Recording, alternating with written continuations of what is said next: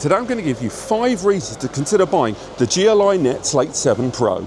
Some of you may be aware that this is the upgraded version of the Slate 7. So what does the Pro bring to the field? Number one, it brings into the field the fact that you've now got 6 gigahertz on a travel router. 6 gigahertz allows for wider packets of 320 megahertz there. We're not going to get into the weeds of Wi-Fi 7 and MLO, although that can be beneficial. It is akin to something like load balancing at this point, without the aggregation that some of us want to see until client devices get upgraded. But still, nonetheless, the fact that this has got 6 gigahertz there means you can get bigger data packet connections. Next up, you may have noticed this device has got that screen there on the front. And although the original Slate 7 did have a screen, it was a little bit lower res. This is a full LCD display with full touchscreen input and keyboard control there. The result is that this is headless. You don't need to utilize a mobile phone to set this up. You can go ahead and set this up when you need to, directly from the screen, key in the Wi-Fi password, set up a passcode on there, and that's it. You've got this set up and good to go without any client overhead.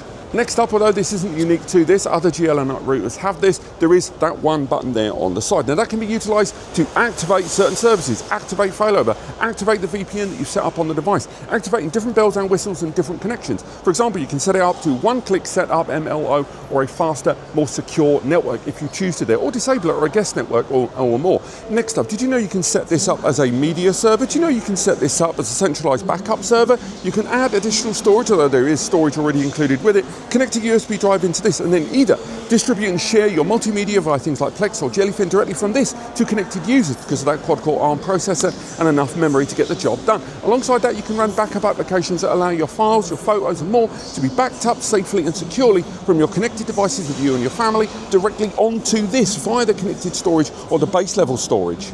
Next up, there's the fact this thing has an abundance of failover there. So for example, you've got your physical network ports there, you've got USB to connect USB tethering, you can also repeat an existing Wi-Fi network that is around you. And again, remember that is WAN and LAN, and you can manage those and chop and change between them. The result is you can set this device up to have multiple layers of failover on the go, which means if you do have multiple connections from the hotel to the bus to the transport to your own mobile phone, you can pair them all together to make sure you have got a fantastic, stable internet connection.